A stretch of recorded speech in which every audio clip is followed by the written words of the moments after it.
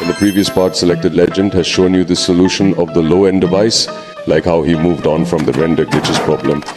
But it wasn't worth, because after applying it, our video becomes smooth, but the quality drops down. At first, I will give you the lag solution. I believe it is significant before jumping down to glitches solution. Your very first mistake is you edit in lower battery. I know you will be like, "Are you stupid? Get out of here!" Thank you. Whenever you are using a strong app, especially alightmotion, your battery must be up to 25%. Yes, it's because our phone runs and processes faster than usual in decent battery charge. And it also keeps the phone less heated, so it can optimize the apps perfectly.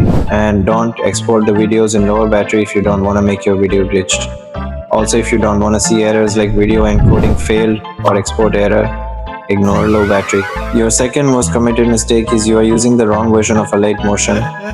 Yes, I know if you are an Android user, you're using the simple mode version of alightmotion.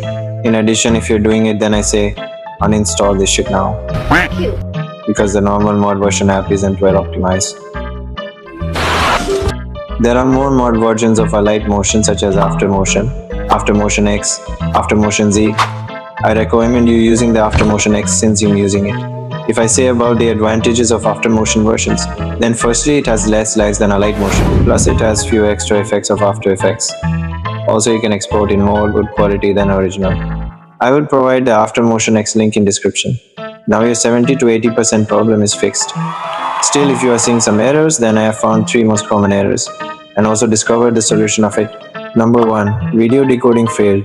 If it's showing, then your very first mistake is you are importing the video in wrong resolution. Like you have chosen 1920 by 1080p in alightmotion and the original video size is in 2000 or 4K ... So make sure to choose the same ratio as the video. And if you want to change the video size, you can use Capcut or other applications for it. Number 2, extreme lagging.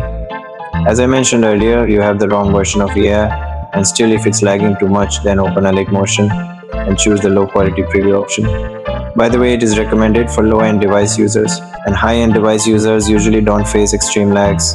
Recently, I have bought a decent device, so I'm not facing extreme lags. However, if you are a beginner, then let me know you that you can't play videos every time in the editing process, even in some high-end device, though you can edit smoothly. Number 3, render glitches. Now the final problem is render glitch. It happens in several ways, like export error, or the transitions get glitched after exporting. As I mentioned earlier about the alightmotions versions and battery charging things, follow those things. And still, if it's happening, then I can say you've chosen the wrong FPS. Like if the video frame is in 60 FPS and you choose 30 FPS in alightmotion, then sometime it gets glitched. If you want to change FPS, just go to another apps like Capcut and export it in the FPS which you want to edit in alightmotion. In simple words, keep the alightmotion frame and FPS same as your videos. Like your first clip is in 25 FPS, then the next clip is in 60 FPS, then it will look laggy, so be careful of it. Khatam.